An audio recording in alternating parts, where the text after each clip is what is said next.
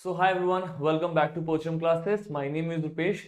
देखो, हिस्ट्री में ना एक सबसे बड़ी प्रॉब्लम जो मेजॉरिटी ऑफ एस्पिरेंट्स के साथ आती है कि सर हिस्ट्री एक बहुत ही वास्ट सब्जेक्ट है क्योंकि इसका सिलेबस बहुत बड़ा है। और इसमें प्रॉब्लम क्या आता है, जैसे एग्जाम्स के कुछ दिन बचे होते हैं ना, वहां पे हमें सबसे बड़ी प्रॉब्लम आती है कि हम पूरे सिलेबस को बहुत कम टाइम पे कैसे कवर अप करें।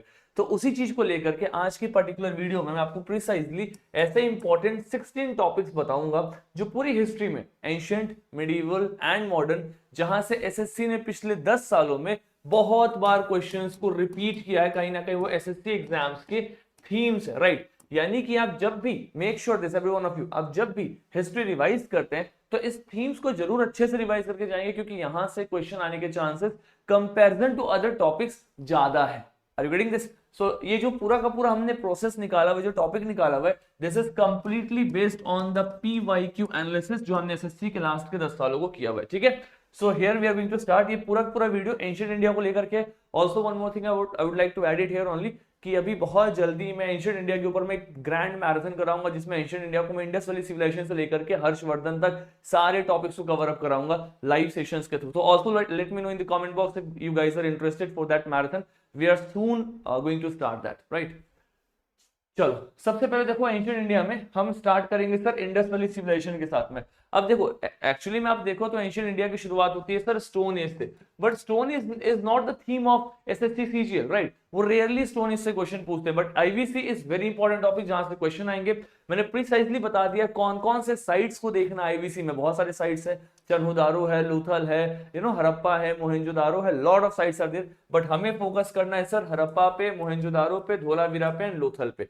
ये चार तो बहुत ही इंपॉर्टेंट से साइट्स है, मतलब इन पे क्वेश्चन आने के chances comparison to other sites हमेशा ज्यादा होते हैं। आप सभी को पता है हड़प्पा एंड मोहनजोदारो कहीं ना कहीं पाकिस्तान में, सिंध वाले प्रोविंस पंजाब के आसपास में देखने को मिलेंगे। धोलावीरा एंड लोथल आपको कहां देखने को मिलेगा सर? ये आपको गुजरात वाले एरिया में देखने को मिलेंगे, राइट। अब इससे रिलेटेड ऐसे भी क्वेश्चंस आ सकते हैं कि सबसे पुराना बंदरगाह कहां मिलेगा, oldest port, you should no Lothal is the answer, right. Water conservation system कहां का बहुत ही अच्छा था, you should no Dholavira is the answer.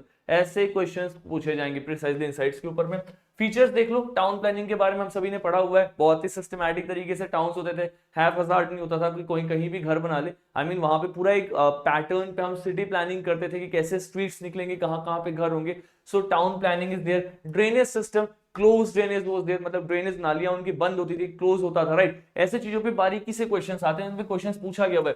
Great bath कहां पे मिला है, ग्रेट बाथ का इस्तेमाल किस लिए, it is found in Mohenjodaro Citadel के ऊपर में, और ये रिचुअल पर्पस के लिए हम इसका इस्तेमाल करते हैं। ग्रेनरीज आपको देखने को मिलेगा कहां पे, सिटाडेल के ऊपर में। तो ऐसे क्वेश्चंस आपको एग्जाम में पूछे जाएंगे, ठीक है।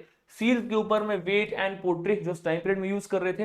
रिलीजन में आपको पता है आईवीसी को हम कहीं ना कहीं एक सेक्युलर सोसाइटी के रूप में देखते हैं क्योंकि रिलीजियस टेंपल्स हमें पब्लिक प्लेस में देखने को नहीं मिलता है, बट जो हमें सील्स मिले ना उससे हमें वहां पे पशुपति महादेव जी के बारे में पता चला। तो इनसे रिलेटेड क्वेश्चन आ सकता है कि इनके आसपास में कौन कौन से एनिमल्स हैं, ठीक है।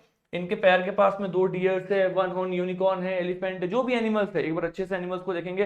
प्लस फेलोश वर्शिप आपको यहाँ पे दिखाई देता है, राइट। फेलोश वर्शिप के ऊपर में क्वेश्चन आया हुआ है, और उस प्रिसाइजली टाइम पीरियड में कैसे ट्रीज की पूजा की जा रही है। तो ये कुछ ना कुछ आपको ध्यान में रखना है, रिलीजन वाले एस्पेक्ट में क्वेश्चन आ सकता है। बाकी ट्रेड के बारे में पता है, इंटरनेशनल ट्रेड हो रहा है, मेसोपोटामियन सिविलाइजेशन के साथ व्यापार हो रहा है। हमारे यहाँ के सील्स वहां पे पाए जा रहे हैं, वहां के सील्स यहाँ पाए जा रहे हैं। सो अक्रॉस द कॉन्टिनेंट आपको ट्रेड होता हुआ नजर आएगा। स्क्रिप्ट आप सभी को पता होना चाहिए सर, पिक्टोरियल स्क्रिप्ट का इस्तेमाल कर रहे हैं, मतलब पिक्चर्स के थ्रू कुछ लिख रहे हैं, और अभी तक हम उसको डिसाइफर नहीं कर पाए। बट जो राइटिंग पैटर्न है वो है sir right to left, right. कैसा है वो है sir right to left, left to right, right to left, इस टाइप से हम लिखने की कोशिश कर रहे हैं। तो इसको हम बोलते हैं सर बोस्ट्रोफेडन स्क्रिप्ट। क्या बोलते हैं? बोस्ट्रोफेडन स्क्रिप्ट। अब ये जो भी चीजें हैं, मैं सिर्फ यहाँ पे आपको टॉपिक, सब टॉपिक माइन्यूट लेवल पे उसको डिकोड कर रहा हूँ। इन चीजों को आपको अच्छे से रिवाइज करना है, आपने जहां से भी क्लास लिया है, जहां से भी सेशंस लिए, जहां से भी पढ़ा हुआ है। अदरवाइज हम मैराथन क्लास में इन चीजों को कवर अप कर रहे होंगे, ठीक है। नेक्स्ट आपको देखो, इसके बाद से आप सीधा होगे सर वैदिक एज में। वैदिक में ना अर्ली और लेटर वैदिक एज के बीच के डिफरेंसेस, अब वो chalcolithic age and all that वहां पे नहीं जाना है आपको। मतलब चैल्कोलिथिक एज ऑब्वियस सी बात है, हम जब इंडस वैली सिविलाइजेशन के पहले का टाइम पीरियड था वहां पे आपको चैल्कोलिथिक एज, कॉपर, ये सब दिखाई देते हैं, वहां से क्वेश्चंस नहीं पूछता एसएससी। उसका प्रीसाइज थीम है आईवीसी। कुछ जगह पे आपको वैदिक एज से क्वेश्चन आते हुए नजर आएंगे। तो वैदिक एज में भी मैं आपको प्रिसाइजली बताऊं तो अर्ली और लेटर वैदिक एज के बीच के डिफरेंसेस पे क्वेश्चन आ सकते हैं। फॉर एग्जांपल यहाँ पे पूछा जा सकता है वर्ना सिस्टम से रिलेटेड क्वेश्चन, वर्ना ऑर्डर कहाँ पे बनता हुआ नजर आता है। अर्ली वैदिक एज को हम ऋग वैदिक एज कहते हैं, तो यहाँ पे ऋग वेद से रिलेटेड क्वेश्चन आ सकता है। गायत्री मंत्र आपको ऋग्वेद में दिखाई देगा, राइट। बैटल ऑफ 10 किंग, 10 राजयुद्ध आपको ऋग्वेद में दिखाई देगा। प्लस यहाँ पे ऋग्वेद में जो उस टाइम पे रिवर्स प्रेवलेंट थे, जैसे परुष्णी रिवर, रिवर रवि का नाम है, ऐसे एंशिएंट नेम ऑफ रिवर्स के ऊपर क्वेश्चन आ सकते हैं। लेटर वैदिक एज की सोसाइटी ऑब्वियस सी बात है sir, full fledged society develop हो चुकी है, पूर्ण रूप से आपको यहाँ पे वर्ना ऑर्डर ग्रो होता हुआ नजर आ रहा है, ये आपको यहाँ पे देखना है। जो ऋग्वेद है, सामवेद है, यजुर्वेद है, अथर्ववेद है, ऐसी वेद की किताबों पे क्वेश्चन आ सकता है। पॉलिटिकल ऑर्डर में आप देखो सभा एंड समिति, इन पे क्वेश्चन डेफिनेट सी बातें आने के चांसेस होते हैं, क्योंकि सभा एंड समिति में क्या डिफरेंस था। सभा एक छोटा ऑर्गेनाइजेशन था जहां पे जितने भी इंपॉर्टेंट लोग थे वो सभा में बैठते हैं, डिसीजन मेकिंग में पार्टिसिपेट करते हैं। समिति consisted of a big organisation, मतलब बहुत बड़ा ऑर्गेनाइजेशन, उसमें समिति आता था जिसमें गांव के लोग भी पार्टिसिपेट करते थे, ठीक है। ऐसे और भी ऑर्गेनाइजेशन है, फॉर एग्जांपल विधाता है जहां पे ट्राइबल हेड्स मिलते थे, बट वो इंपॉर्टेंट नहीं है। जो इंपॉर्टेंट है मैं आपको बताते चल रहा हूं, तो इनको ठीक से देखना। इकोनॉमी और सोशल स्ट्रक्चर, वही सोशल स्ट्रक्चर में आपको मैंने बता दिया है कि कहां पे वर्ना सिस्टम के ऊपर में क्वेश्चंस बन सकते हैं। फिर आप आओगे सर जैनिज्म एंड बुद्धिज्म। देखो बुद्धिज्म जैनिज्म ना बहुत बड़ा सा टॉपिक है, बहुत कुछ पढ़ना होता है, बट प्रीसाइजली बता रहा हूं, इन एरियाज को तो अच्छे से देख करके जाना है। क्या है सर, इनके फाउंडर्स के ऊपर में ना बेसिक क्वेश्चन बन सकते हैं, लाइक बुद्धा का जन्म कहाँ पे हुआ, बुद्धा के फादर का नाम क्या था, कौन से क्लैन में इनका जन्म हुआ था, इनकी फॉस्टर मदर का नाम क्या था, रियल मदर का नाम क्या था, इनके सन का नाम क्या था, वाइफ का नाम क्या था। ऐसे बेसिक क्वेश्चंस, बहुत बेसिक क्वेश्चन आपके एसएससी के एग्जाम में पूछे जाते हैं, एंड ट्रस्ट मी ऐसे क्वेश्चंस में भी एस्पिरेंट गलती करके आते हैं। So you are not supposed to commit that error, right. तो इन दोनों के बीच में, महावीर एंड बुद्धा के बीच की जो बेसिक डिटेलिंग से अच्छे से देखना है, राइट। यहां तक कि आपको ये भी ऐड करना है कि आखिरकार में गौतम बुद्धा ने, सिद्धार्थ ने ऐसा क्या देखा था जिसके बाद वो बुद्धिज्म की तरफ में गए।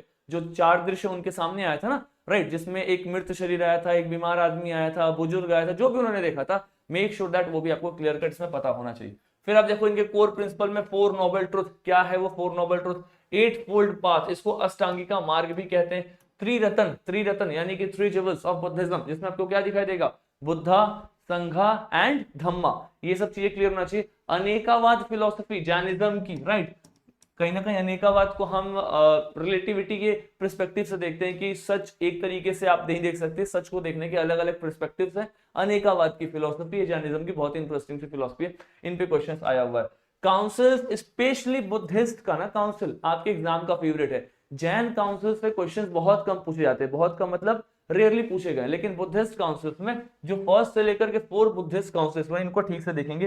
अब मैं आपको बताता हूं कि आपको बुद्धिस्ट काउंसिल्स में भी क्या देखना है। सबसे पहले तो आपको ये देखना है कि इनका पैट्रोनेज किसने दिया है, पैट्रोनेज किसने किया था, दिस इज नंबर 1। फिर आप देखोगे सर इसको प्रिसाइड किसने किया है, मतलब कौन है जो उस पर्टिकुलर टाइम पीरियड पर उस काउंसिल को लीड कर रहे हैं, राइट। तो मतलब आपको उनका नाम प्रिसाइजली पता होना चाहिए, right, that is very very important. सबाकामी है वहां पे, या मोगली पुत्तिश है वहां पे, मतलब जो भी प्रिसाइड करे, जो भी काउंसिल्स को, उनको ध्यान में रखेंगे। तीसरा, किस जगह पे वो हुआ था, राइट, मतलब हो सकता है ना कि अलग अलग जगह पे हुआ। फॉर एग्जांपल आप देखो ना, फर्स्ट बुद्धिस्ट काउंसिल कहाँ पे हुआ है, राजगीर में हुआ है। सेकंड कहाँ पे हुआ है, वैशाली में हुआ है। थर्ड कहाँ हुआ है, पाटलिपुत्र में। फोर्थ कहाँ हुआ है, आपका कुंडलवन कश्मीर में हुआ है। तो इनकी जगहों को ध्यान रखना है, राइट। और चौथा याद रखना है कि सर इन इन इन पर्टिकुलर बुद्धिस्ट काउंसिल का आउटकम क्या था, राइट। किस जगह पे महायान और हीनयान डिवाइड हो रहे हैं, किस जगह पे अलग अलग किताब बन रहा है, त्रिपिताक कहाँ पे बनता हुआ नजर आ रहा है, सुत्त पिताक, विनय पिताक, अभिधम पिताक, उन एरियाज पे। तो ये 4 तो अच्छे से करना, ठीक है, कोर्सेज में मैंने पढ़ाया हुआ है, एंड प्रीसाइजली आप सभी एस्पिरेंट ने जहां से पढ़ा होगा आपने, मैं मतलब I am taking this for sure कि आपने जरूर पढ़ा होगा। अगर अभी मिस आउट हुआ है तो मैं मैराथन में कराऊंगा, उसको अच्छे से देख लेना, ठीक है। तो इन एरियाज पे ठीक से ध्यान देना आपको। प्लस सिंबल्स और उसका स्प्रेड, सिंबल का मतलब क्या है, जैसे आपने देखा होगा ना कि आपके महावीर जी हैं, उनका कोई सिंबल है, राइट। ऋषभनाथ सबसे पहले आपके तीर्थंकर, उनका सिंबल है। अगर आप बुद्धिज्म में आएंगे तो आपको पता चलेगा कि रेनन्सिएशन का सिंबल है, स्तूप आपको दिखाई देगा, लाइक महापरिनिर्वाण का स्तूप आपको दिखाई देगा, विच रिप्रेजेंट्स द डेथ, राइट। फिर आपको दिखाई देगा क्या, हॉर्स दिखाई देगा, राइट, जो आप गृह त्याग करते हैं बुद्धा। तो ऐसे अलग अलग इवेंट्स के अलग अलग सिंबल्स हैं, ठीक से करेंगे, वहां से क्वेश्चंस आते हैं। फिर हम आते हैं सर महाजनपद एंड मगध इंपायर। अब देखो महाजनपद में ना 16 महाजनपद है, बट आपको 16 महाजनपद नहीं देखना है, 3-4 इंपॉर्टेंट है। फॉर एग्जांपल मगध, कोसला, अवंती, इनको तो ठीक से देख लेना। ये मुख्यतः बड़े महाजनपद हुआ करते थे जो बाद में बड़े शहर में कन्वर्ट होते हैं। अगर मैं आपको बताऊं तो इसका कॉज क्या था मगध के राइज होने का, तो आपको पता है सर मगध बिहार वाले एरिया में है, वहां पे मेजर रिवर फ्लो करती थी, वहां के आसपास की सॉइल बहुत ही एलुवियल था, वहां पे आप देखो बहुत बड़े स्केल पे एग्रीकल्चर हो पा रहा था, ट्रेड एंड कॉमर्स बड़े स्केल पे हो पा रहा था, इसलिए मगध राइज करता है। और मगध के अंदर में कुछ डायनेस्टीज हैं, उन पे ध्यान रखना। सबसे पहले डायनेस्टी कौन है? हरियंका डायनेस्टी। और इसके रूलर कौन है? तो इसके रूलर थे सर आपके पास में बिंबिसार, अजातशत्रु और एक है सर उदयन, राइट। ये 3 रूलर्स है, ठीक है। अब इनके थोड़े थोड़े बेसिक से चीजें पता होना चाहिए, मतलब मैं आपको सही मायने बता रहा हूं कौन सा एरिया है जहां पे एसएससी हिट कर रहा है पिछले 10 सालों से, इनको अच्छे से करके जाओ जहां से पढ़ा हुआ है। बिंबिसार में आपको पता होना चाहिए कि sir he was contemporary to Buddha. Ajatashatru में पता होना चाहिए कि सर इनके टाइम पे फर्स्ट बुद्धिस्ट काउंसिल हुआ है। उदयन के टाइम में पता होना चाहिए कि सर उदयन ने कहीं ना कहीं आपका कैपिटल शिफ्ट किया हुआ है, राजगीर से पाटलिपुत्र किया हुआ। तो ये एक ना कुछ बेसिक इंपॉर्टेंट चीज, एक एक लाइन एक एक इंफॉर्मेशन जो उस रूलर ने बहुत ही कमाल का कुछ किया हुआ है, कुछ बहुत ही सिग्निफिकेंट किया हुआ है, वो पता होना चाहिए, वहां से क्वेश्चन आएगा। इसके बाद भी बहुत कुछ है पढ़ने के लिए, बट इंपॉर्टेंट सिग्निफिकेंट इवेंट से क्वेश्चन आते हैं, स्पेशली टीयर 1 के पेपर में, ठीक है। आगे देखो, फिर देखो शिशुनाग है, नंदा है। इन दोनों में अगर मैं आपसे बताऊं तो शिशुनाग से ज्यादा इंपॉर्टेंट नंदा डायनेस्टी है। 2 ही रूलर है इसमें, आपको एक महापद्म नंदा है और एक आपको धनानंद दिखाई देंगे। महापद्म नंदा के बारे में आपको बेसिक सा देखना है कि नंदा डायनेस्टी स्टार्ट हुई थी धनानंद के टाइम पे, अलेक्जेंडर का इन्वेजन हुआ है, राइट। तो इसको याद रखना कि अलेक्जेंडर जो है वो कहीं ना कहीं धनानंद के टाइम पीरियड में इन्वेड करता हुआ नजर आ रहा है। जिन एस्पिरेंट्स ने एंशिएंट इंडिया पढ़ा हुआ है, कहीं ना कहीं इस पर्टिकुलर वीडियो में उनका पूरा रिवीजन हो रहा होगा, एक बहुत ही क्विक रिवीजन हो रहा होगा, ठीक है। और जिन्होंने पढ़ा है रिवाइज नहीं किया है, उनको एक आइडिया मिल जाएगा कि कौन से एरिया पे ज्यादा फोकस करना है, और इन एरियाज को तो करके ही जाना है। इसके अलावा बहुत कुछ है, but we have to focus on these areas at least. इसके अलावा भी टॉपिक में बहुत कुछ आपको दिखाई देगा, राइट। मतलब वहां पे बहुत सारे इंपायर्स है, बहुत सारे महाजनपद है, सब कुछ नहीं पढ़ना, बट इतना तो करके चलना है at least. That is something we have to do it for sure. फिर मौर्य इंपायर, सर मौर्य वंश बहुत ही पॉपुलर सा था। इसमें चंद्रगुप्त मौर्य, बिंदुसार और अशोक, इन 3 रूलर्स को हमें पढ़ना, इससे ज्यादा नहीं पढ़ना, राइट। बृहद्रथा जो लास्ट रूलर थे, उनको कहीं ना कहीं पुष्यमित्र शुंगा ने मारा था। तो ये कुछ बहुत ही बाद के फैक्ट्स हैं, बट सबसे प्रायोरिटी में आपको ये 3 रूलर्स का तो नाम पता होना चाहिए। चंद्रगुप्त मौर्य के टाइम पीरियड में आपको पता चलता है सर अर्थशास्त्र और इंडिका 2 किताबें लिखी जाती हैं। अर्थशास्त्र को चाणक्य लिखते हैं, इंडिका को मेगस्थनीज लिखते हैं, ये पता होना चाहिए। अशोका का sir Dhamma, rock and pillar addicts, ये अशोका के बहुत पॉपुलर थे। कहीं ना कहीं अशोका अपने इंस्क्रिप्शंस के थ्रू धम्मा को प्रमोट करता था, मतलब मैसेजेस को प्रमोट करता था, मैसेजेस स्प्रेड करता था। तो उसके इंस्क्रिप्शंस के लोकेशंस पे क्वेश्चन आते हैं, फॉर एग्जांपल ढौली कहाँ पे है, ऐसे क्वेश्चन आते हैं, राइट। तो आपको ना प्रिसाइजली पता होना चाहिए कि जो इंपॉर्टेंट इंस्क्रिप्शन है वो कहाँ पे है। जैसे अगर मैं आपसे बताऊं कि कलिंगा वॉर को किसमें मेंशन किया हुआ है, राइट, तो Kalinga war sir 13th inscription में, 13वें में, राइट। तो ऐसे ना कलिंगा वॉर या 7th इंस्क्रिप्शन, ये 2-3 इंपॉर्टेंट इंस्क्रिप्शन है, इनको बारीकी से देखना है, यहां से क्वेश्चन आते हैं, ठीक है।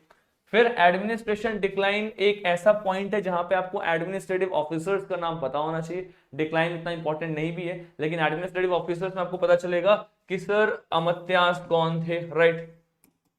फिर आपको युक्तास कौन थे, फिर महामत्यास कौन थे, राइट। मतलब ये कुछ इंपॉर्टेंट ऑफिसर्स है, ऐसे ऑफिसर्स का नाम याद होना चाहिए। शुल्काध्यक्षा कौन थे, राइट।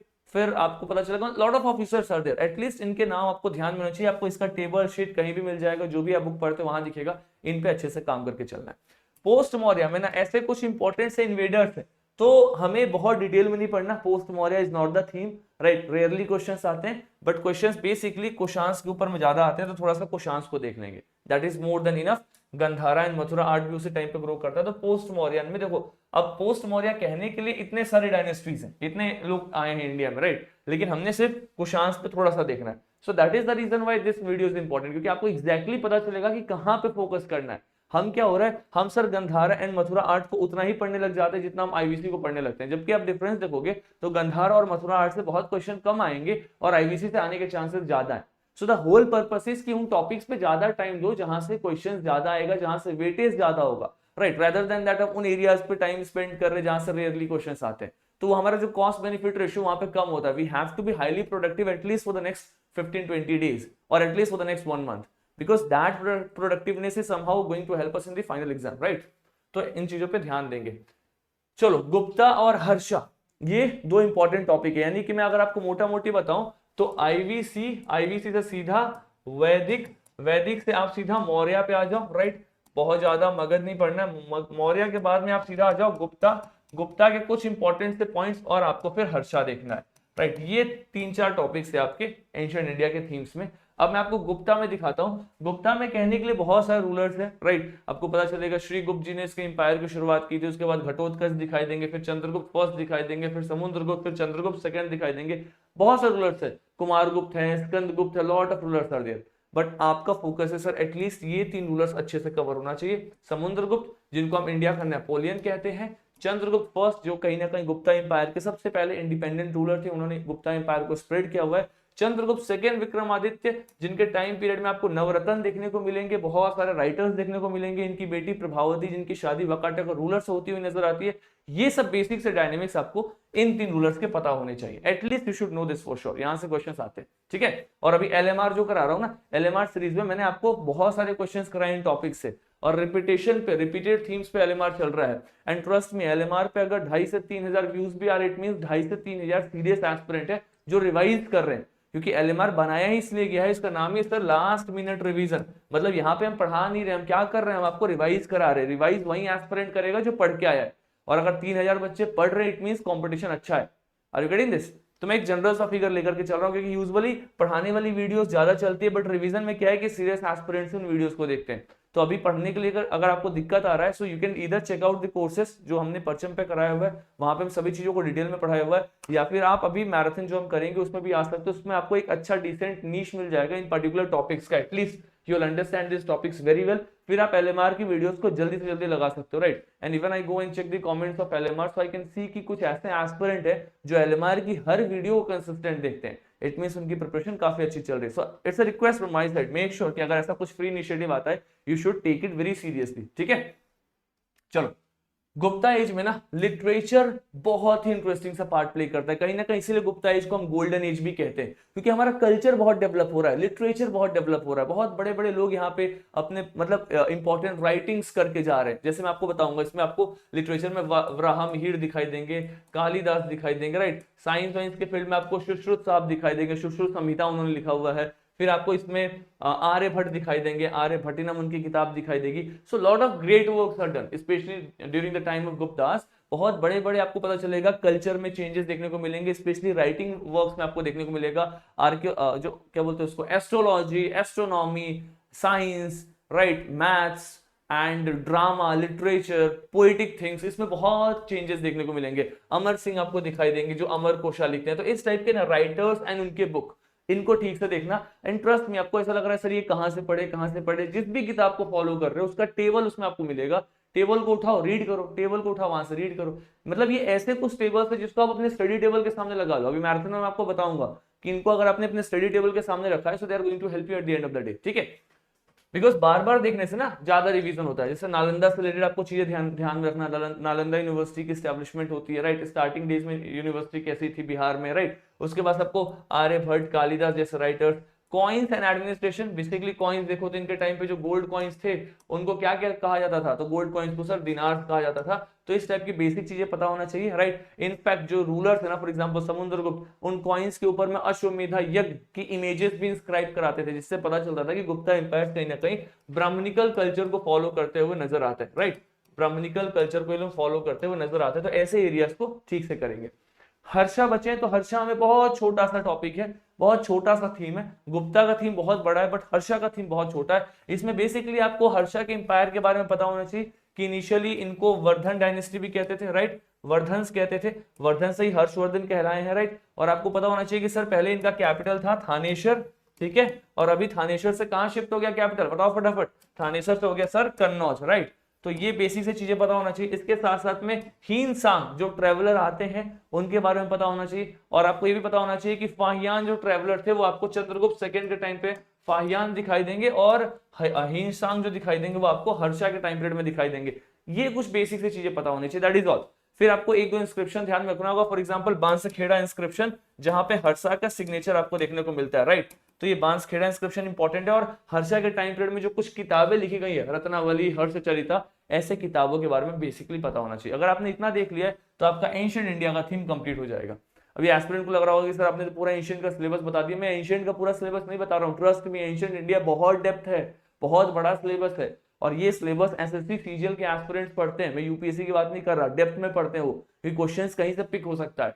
बट मैं एग्जैक्टली उन एरियाज को कट डाउन करके बता रहा हूं जहां से क्वेश्चंस आने के चांसेस अच्छे खासे हैं, and not just in ancient but also in medieval and the modern India, ठीक है।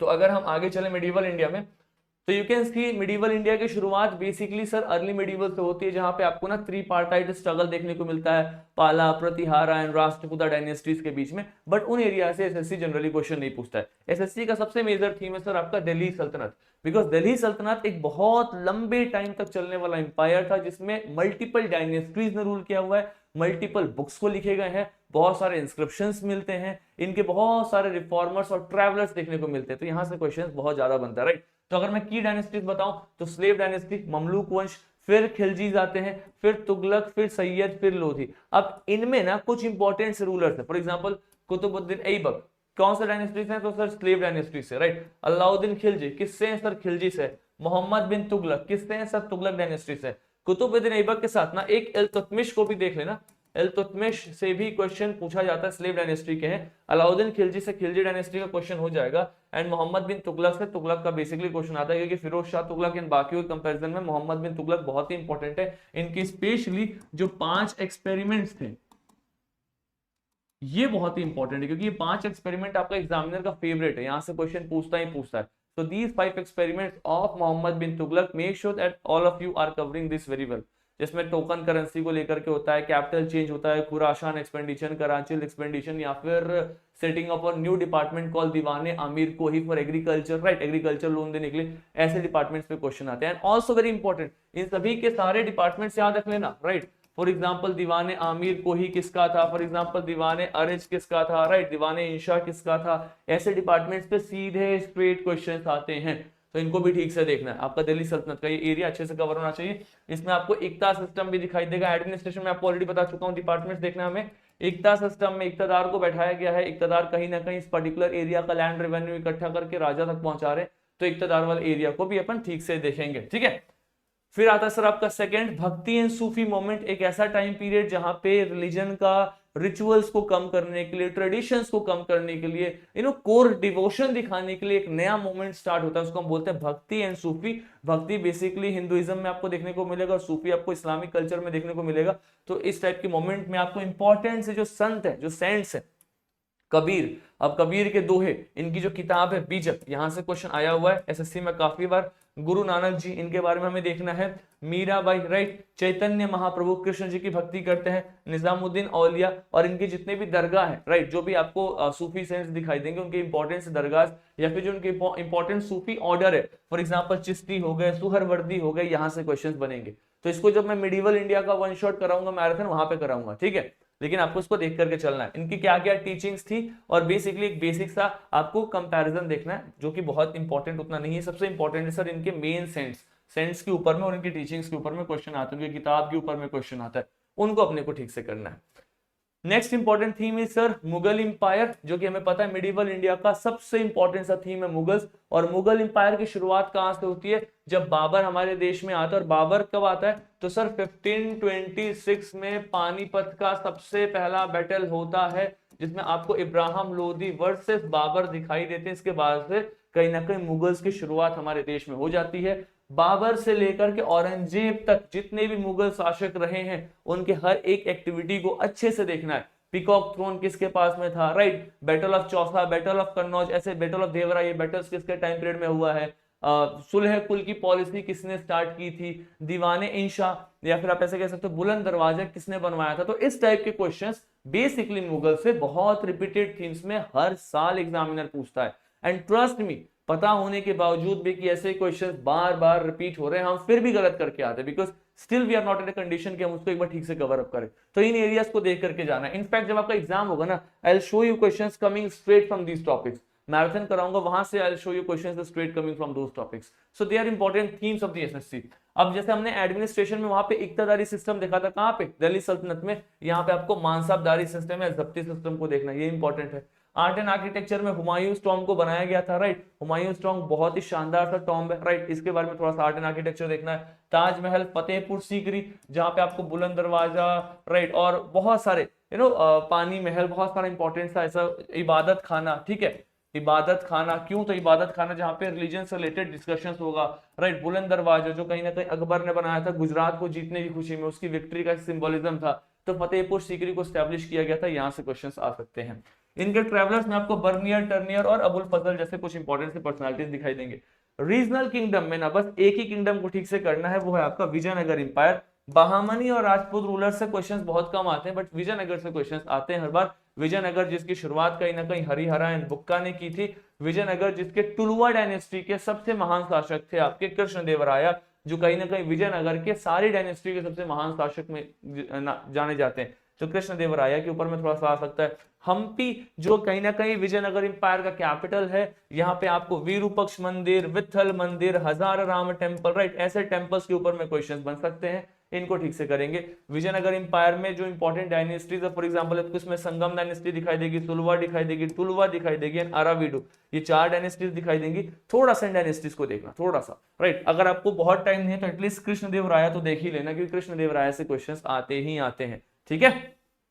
यहाँ पे आपका मिडिवल हो जाएगा कंप्लीट। फिर हम आएंगे सर मॉडर्न इंडिया में। आप देख सकते हैं कि आखिरकार में सिलेबस कितना वास्ट है, मतलब मैं कट डाउन कर रहा हूं, इसके बावजूद भी आपको कंटेंट का एक डेप्थ दिख रहा होगा कि सर यहाँ से क्वेश्चंस बनने के चांसेस हैं, and that is something that creates trouble to lot of aspirants who prepare for SSC CGL exam. उनका ह्यूमैनिटीज वाला पोर्शन बहुत लेंदी होता है, बहुत वास्ट होता है, इसलिए इसको कवर करने के लिए अपने पास में थोड़ा डेप्थ अंडरस्टैंडिंग होना चाहिए। In fact even after telling you the themes you can understand the depth of these themes. तो इनको करना है, ऐसा नहीं कि बस वीडियो देखो स्किप कर दो कि बाद में देख लेंगे, you have to do it precisely, because यहीं से क्वेश्चंस आएंगे, ठीक है। आगे बता दूं मैं आपको, तो एडवेंट ऑफ पोर्तुगीज में ना बहुत सारे मतलब एडवेंट ऑफ यूरोपियंस में बहुत सारे यूरोपियंस आते हैं। प्रिसाइजली आपको सबसे पहले पोर्तुगीज दिखाई देंगे, वास्को डी गामा 1498, है ना, ये सबसे पहली पर्सनालिटी है। फिर डच, इंग्लिश एंड फ्रेंच। आपको पोर्तुगीज को थोड़ा सा देखना है, पोर्तुगीज के जो इंपॉर्टेंट गवर्नर्स है, अल्मेदा है, राइट, अल्बुकर्की है, इनको थोड़ा सा ठीक से देखना, blue water policy and all. Dutch question नहीं पूछते हैं, फ्रेंच से भी उतने क्वेश्चंस नहीं आते, but English is very very very important, क्योंकि इंग्लिश की तो ईस्ट इंडिया कंपनी ही कहीं ना कहीं एक बेस थी, और ईस्ट इंडिया कंपनी ने अपने आप को एक बेस बनाया है बंगाल में, क्योंकि बंगाल में उसने वहां के रूलर को, नवाब को हराया था battle of Plassey and battle of Buxar में। तो ये दो बहुत ही इंपॉर्टेंट से थीम्स है, battle of Plassey 1757, battle of Buxar 1764, ठीक है। अब यहां से क्वेश्चन पूछा जाएगा, प्रीसाइज डेट बताऊं तो 23rd of June 1757 and 22nd of October 1764 if I'm not wrong, right? So these are the important dates। फिर आपको यहाँ पे डुअल गवर्नमेंट सिस्टम स्टार्ट होता हुआ दिखाई देगा बंगाल में, ठीक है। डुअल गवर्नमेंट सिस्टम में रॉबर्ट क्लाइव का क्या रोल था, किस तरीके से दो अलग अलग पार्ट में दीवानी और निजामत को डिवाइड किया गया, फिर वो कैसे खत्म होता है, थोड़ा सा अच्छे से करना। फिर आपको दिखाई देगा सर ब्रिटिशर्स के कुछ रिफॉर्म्स, जिसमें आपको रेगुलेटिंग एक्ट दिखाई देता है 1773 का, फिर आपको पिट्स इंडिया एक्ट दिखाई देता है सर 1784 का, subsidiary alliance and doctrine of lapse दिखाई देते हैं, जिसके कारण कहीं ना कहीं आपको रिवोल्ट ऑफ 1857 ट्रिगर होते हुए नजर आता है, ठीक है।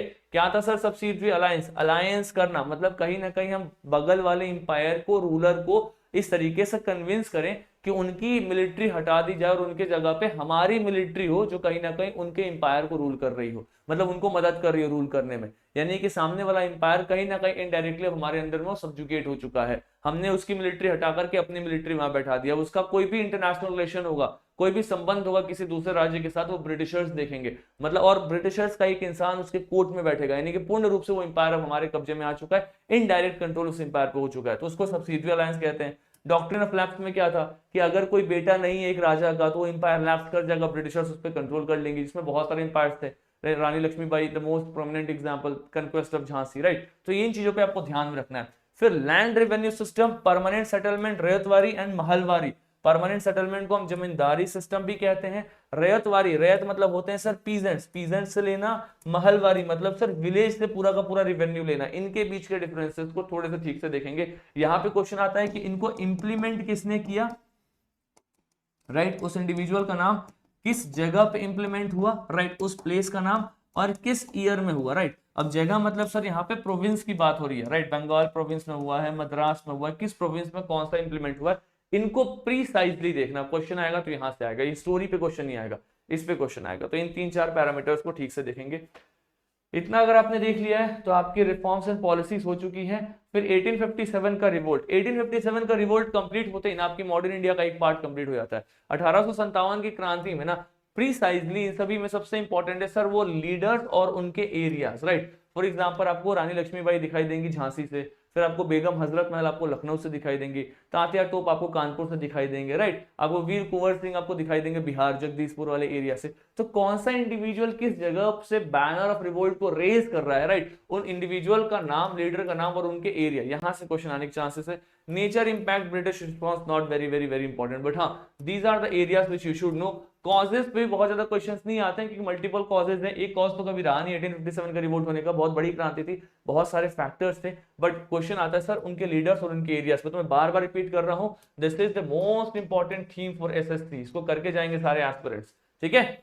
सोशल रिलीजियस रिफॉर्म मूवमेंट की अगर बात करूं तो आपको बस इसमें यही देखना है कि कौन कौन से रिफॉर्मर हैं, राइट, और उन रिफॉर्मर ने कोई सभा की स्टार्टिंग की है तो सभा का नाम, कोई उन्होंने किताब लिख दिया तो उस किताब का नाम, बस that is all, this is the theme, right. For example मैंने कुछ बेसिक नाम दे दिए हैं, राजा राम मोहन रॉय, राइट, राजा राम मोहन रॉय जिनका अमित्य सभा था, फिर जिन्होंने क्या स्टार्ट किया था, राजा राम मोहन रॉय ने अपना एक बहुत बड़ा ऑर्गेनाइजेशन स्टार्ट किया था, राइट। तो इनकी किताब थी परसिप्ट्स ऑफ जस्टिस, राइट। इस टाइप की जो किताबें यहां से क्वेश्चन आते हैं। आर्य समाज हो गया, अलीगढ़ मूवमेंट हो गया, ब्रह्मो समाज हो गया, प्रार्थना समाज हो गया, ये कुछ 5-6 बहुत ही प्रोमिनेंटली इंपॉर्टेंट समाज है।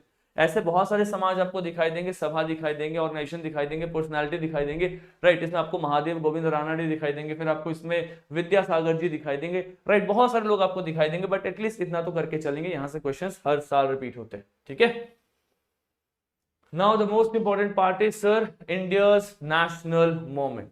आखिरकार में नेशनल मूवमेंट जहां पे गांधीयन फेज देखने को मिलता है, मॉडरेट्स, एक्सट्रीमिस्ट, फिर गांधीयन फेज, यहां से क्वेश्चंस कैसे बनते हैं तो आपको पता चलेगा। इंडियन नेशनल कांग्रेस के फेजेस क्या है, पहले था सर मॉडरेट का फेज, फिर आता है एक्सट्रीमिस्ट का फेज, पार्टीशन ऑफ बंगाल होता है, बंगाल का विभाजन 1905 में, फिर स्वदेशी मूवमेंट लॉन्च किया जाता है। यहाँ पे बहुत सारी पर्सनालिटीज है, राइट, अमार सुनार बंगाल करके सॉन्ग्स गाए जाते हैं जो कि आज बांग्लादेश का नेशनल एंथम है, कहीं ना कहीं इसकी शुरुआत यहाँ से होती है।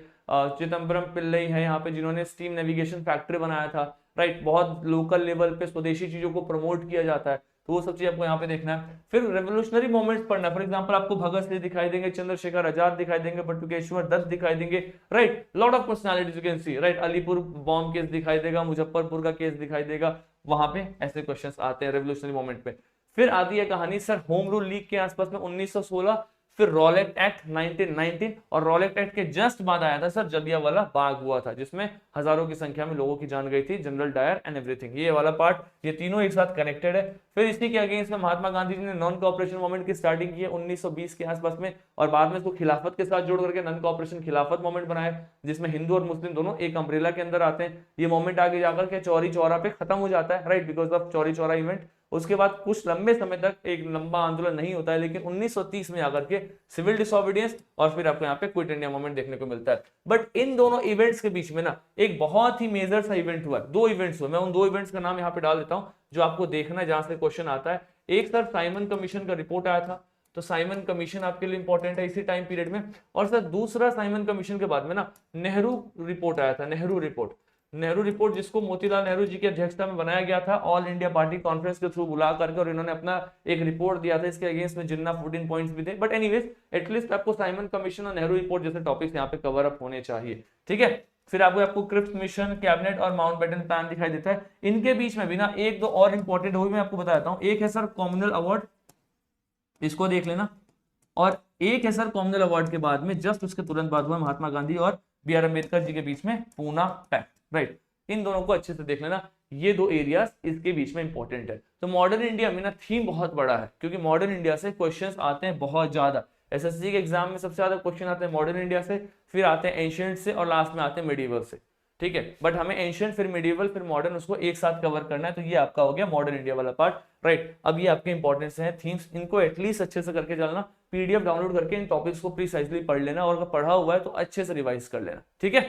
इसके बाद सर आपका पूरा पूरा हिस्ट्री कंप्लीट हो जाता है, बट एक जगह मैंने एक समराइज कर दिया हुआ है, राइट। और भी क्या क्या एरिया से क्वेश्चन आ सकते हैं, तो कुछ इंपॉर्टेंट से सर एक्ट्स हैं, जैसे government of India act 1919 and 1935। 1935 को हम क्या बोलते हैं, ब्लूप्रिंट ऑफ इंडियन कॉन्स्टिट्यूशन भी कहते हैं, क्योंकि इंडियन कॉन्स्टिट्यूशन की बहुत सारी चीजों को हमने 1919 से उठाया हुआ है। देखो यहाँ पे दे दिया हुआ है, Simon commission, Poona pact, round table conference, फिर आपको इंडिपेंडेंस एक्ट और इंडियन काउंसिल एक्ट। ये उतना इंपॉर्टेंट नहीं है, बट हाँ इन तीन एरियाज पे थोड़ा सा अच्छे से काम करना, they are extremely extremely important.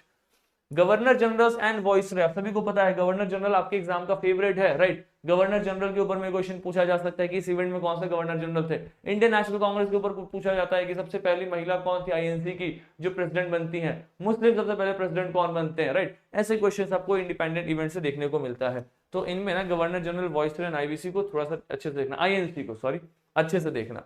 And the last is कि अगर मैं आपका एंशियंट, मिडीवल और मॉडर्न तीनों के थीम्स को जोड़ दूं और ये बताऊं कि फाइनली आपको कौन से लास्ट में, मतलब बहुत ही इंपॉर्टेंट से थीम्स जो आपको देखने वो ये है, जिसमें आपको एंशियंट से अशोका के डिक्ट, बुद्धिज्म जैनिज्म, गुप्ता के कॉइन्स, लिटरेचर आर्ट, मिडीवल से भक्ति सूफी उनकी टीचिंग, मुगल का आर्किटेक्चर, फिर आपको मॉडर्न से battle of Plassey Buxar, 1935 act, round table conference, 1857 की क्रांति, मॉडरेट एक्सट्रीम्स के बीच में इश्यूज, एंड गवर्नर जनरल के जितने भी मेजर से इवेंट्स हुए हैं। This is like the ultimate for entire ancient and medieval and modern, मतलब ये लास्ट है एंशिएंट मिडीवल मॉडर्न, मतलब ये मोस्ट रिपीटेड थीम्स है, यहां से काफी काफी काफी क्वेश्चंस आए। बट इसको ना पता है कब देखना है, इसको देखना है एग्जाम के एक हफ्ते में, कि चलो लास्ट वीक बचा हुआ, इन टॉपिक्स को जितनी बार हो सकते हैं रिवाइज करते हैं, बट अभी टाइम पीरियड है, अभी आपके पास में अच्छा टाइम है,